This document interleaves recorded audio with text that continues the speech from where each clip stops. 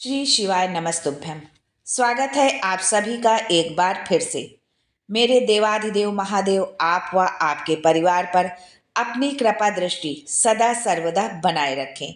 दोस्तों, यदि आप अपनी सभ्यता, संस्कृति, तीज त्योहार, धार्मिक जानकारी, वास्तु एवं ज्योतिष संबंधित उपायों के बारे में जानना चाहते हैं तो चैनल को सब्सक्राइब जरूर करिएगा। दोस्तों, पार्थिव शिवलिंग का निर्माण कर इस शिवरात्रि मेरे औघड़ दानी को आप किस तरह से रिझाएं, किस तरह से पार्थिव शिवलिंग का निर्माण करें, आज के वीडियो में हम ये सब जानेंगे। आपको सबसे पहले किसी साफ जगह की मिट्टी लेना है। क्यारे की आप ले सकते हैं, कहीं की भी आप मिट्टी ले लें, पर मिट्टी साफ सुथरी होनी चाहिए। मिट्टी में गंदगी वगैरह बिल्कुल भी ना हो। आप मिट्टी लाएं तो सबसे पहले मिट्टी को गंगा जल या किसी भी पवित्र नदी के जल का आप उसमें छींटा दें, यानी मिट्टी को पवित्र करें। मान लीजिए अगर कोई भी पवित्र जल आपके यहाँ गंगा, यमुना, सरयू का नहीं है तो उस जल के अंदर आप जो है इत्र डालकर, एक सादे पानी में आप इत्र डाल लें और उससे जो है मिट्टी पर आप छिड़काव करें, पवित्र करें मिट्टी को। अगर इत्र भी नहीं है तो जल के अंदर थोड़ा सा दूध डाल लें। दूध भी नहीं है तो एक बेलपत्र उस जल में डाल लें और जल का सिंचन करें। बेलपत्र भी नहीं है तो पीपल का पत्ता डाल लें। मान लीजिए आप एक दिन पहले, 2 दिन पहले मिट्टी लेकर आए हैं तो जल का सिंचन उसी दिन करना चाहिए जिस दिन आप मिट्टी लेकर आए हैं। ये नहीं कि जिस दिन आप शिवलिंग बनाए उस दिन सिंचन करें, नहीं। आप जिस दिन मिट्टी लेकर आए हैं सिंचन आपको उसी दिन करना है। चाहे आप मिट्टी 2 दिन पहले लाएं, 4 दिन पहले लाएं, लेकिन सिंचन आपको उसी दिन करना है जिस दिन आप मिट्टी आप लेकर के आए हैं। भले शिवलिंग आप जो है 2 दिन बाद बनाए, 4 दिन बाद बनाए, वो नहीं है, लेकिन सिंचन आपको उसी दिन करना है जिस दिन आप मिट्टी लेकर के आते हैं। आप जिस दिन भी शिवलिंग का आप निर्माण करें उस दिन यदि आप प्रातः में, मान लीजिए शिवलिंग आप बना रहे हैं, तो ब्रह्म मुहूर्त में मिट्टी को आप गला दीजिए। किस जल से आपको मिट्टी गलाना है ये भी शिव महापुराण की कथा कहती है कि किस तरह के जल से आपको मिट्टी को आपको गलाना है। यदि आप शाम को शिवलिंग का निर्माण कर रहे हैं तो रसोई घर में जो पानी का मटका, हंडा जो भी होता है, पानी आप जिस पात्र में रखते हैं उसके नज़दीक में एक कलश में ताज़ा स्वच्छ जल भरकर जो है आप रख दीजिए। उस पर एक प्लेट ढक दीजिए और उस प्लेट के ऊपर एक चावल का आखा, एक चावल का दाना आपको रखना है। थोड़ी देर में वो पानी जो आपने वहाँ रखा हुआ है, पानी आप वहाँ रख दीजिए और उसको वहीं पर रखा रहने दीजिए थोड़ी देर, आधा घंटा, 1 घंटा, 10 मिनट, 15 मिनट, पर पानी वहाँ रखा जरूर होना चाहिए शिवलिंग बनाने से पहले। रसोई घर में अन्नपूर्णा का निवास होता है। परिंदे के पास, जहाँ हम रसोई घर में कोई भी जल का पात्र भरकर, हंडा, परिंदा जो भी रखते हैं, उस जगह पर जो है जहाँ हम पानी रखते हैं वहाँ पर हमारे पितरों का निवास होता है। अन्नपूर्णा, पितृ सभी रसोई घर के अंदर विराजमान होते हैं। शास्त्र कहता है कि 33 कोटि देवता पूरे 24 घंटे में एक क्षण के लिए ही सही हमारे रसोई घर में जरूर प्रवेश करते हैं। जो कलश आपने पानी भर कर रखा है उस कलश का जल उस मिट्टी में थोड़ा सा डालिए। क्यों डाला जाता है इसका भी वर्णन है कि भविष्य पुराण, अग्नि पुराण, स्कंद पुराण, इन तीनों में इस बात का वर्णन किया गया है कि उस कलश का जल जब हम डालते हैं तो पितरों का भाव आ जाता है, अन्नपूर्णा का भाव आ जाता है, घर की लक्ष्मी का भाव आ जाता है, संपदा का भाव आ जाता है। पूरे 24 घंटे के अंदर एक क्षण के लिए रसोई घर में 33 कोटि देवता हमारे आते हैं, तो उन 33 कोटि देवताओं का भाव कलश के अंदर आ जाता है। और जब वो जल हम मिट्टी में मिलाते हैं तो गंगा, यमुना, सरस्वती, 33 कोटि देवी देवता का आनंद उस जल में आ जाता है। जब उस जल को मिट्टी में मिलाते हैं तो मिट्टी पवित्र हो जाती है, स्वयं कैलाशाधिपति के स्वीकार करने के लायक हो जाती है। शिवलिंग बनाने के लायक, निर्मित करने के लायक वो मिट्टी हो जाती है। अब शिवलिंग बनाना कैसे है ये जान लेते हैं।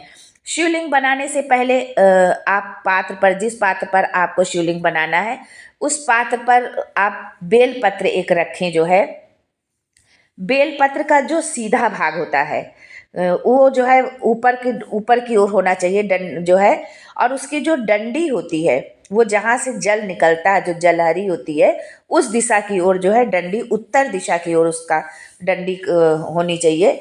फिर उसके ऊपर जो है आप मिट्टी जो है डाल दीजिए। जो आपने मिट्टी गला के रखी है उस मिट्टी को आप पहले डाल दीजिए। सबसे पहले शिवलिंग का स्वरूप बनाना है आपको, जलाधारी नहीं बनानी, पहले शिवलिंग का स्वरूप बनाना है। फिर उसी शिवलिंग के पास में और मिट्टी डाल लीजिए। फिर उस मिट्टी से जलाधारी का निर्माण करिए। शिवलिंग जलाधारी जब निर्मित हो जाए तो शिवलिंग के पास में शिव जी का पूरा परिवार होता है। गोल भाग जो होता है जिस पर शिवलिंग रखा हुआ होता है वो पार्वती जी का हस्त कमल है।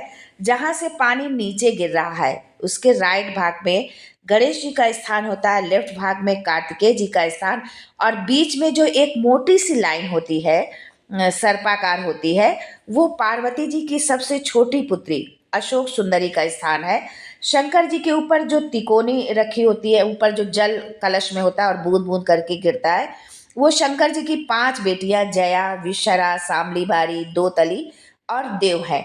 आप पानी चाहे कलश से चढ़ाएं, श्रृंगी से चढ़ाएं, शिव जी की जलाधारी में आप चाहे जिस चीज़ से पानी चढ़ाएं, लेकिन उस जो आप जल चढ़ाते हैं उसमें जो है उनकी पांचों बेटियों का भाव होता है। शिव जी की जलाधारी में शिव जी का संपूर्ण परिवार होता है। आपको गणेश जी का पूजन करने के लिए कहीं और नहीं जाना, पार्वती माँ का पूजन करने के लिए कहीं और नहीं जाना।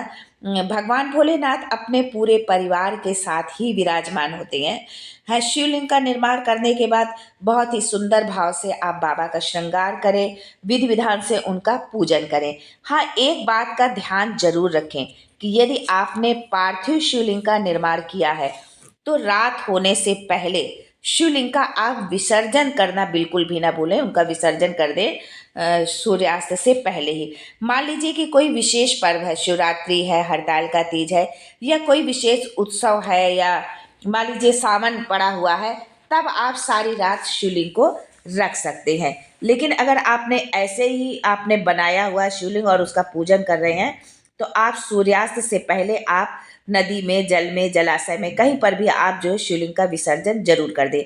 विसर्जन करते समय भी आपको ये ध्यान रखना है कि जब आप विसर्जन करें तो शिवलिंग की जो जल की धार है, जहाँ से जब हम शिवलिंग पर जल समर्पित करते हैं तो जल जहाँ से गिरता है यानी उत्तर का जो भाग होता है, वो जब हम विसर्जित करें, जिस पात्र में हमने रखा है शिवलिंग और विसर्जन कर रहे हैं, तो वो जो भाग है वो उत्तर वाला भाग हमारी ओर होना चाहिए। थाली मतलब आप इस तरह से पकड़े कि वो भाग हमको दिखे, जो उत्तर का भाग है वो हमें दिखना चाहिए विसर्जन करते समय। और जब पानी में शिवलिंग विसर्जित करें, जिस कामना से आपने शिवलिंग बनाया है वो कामना उस भाग को देखते देखते आप बोल दीजिए, बस वो कामना आपकी पूर्ण हो जाएगी। इतना ही आपको करना है।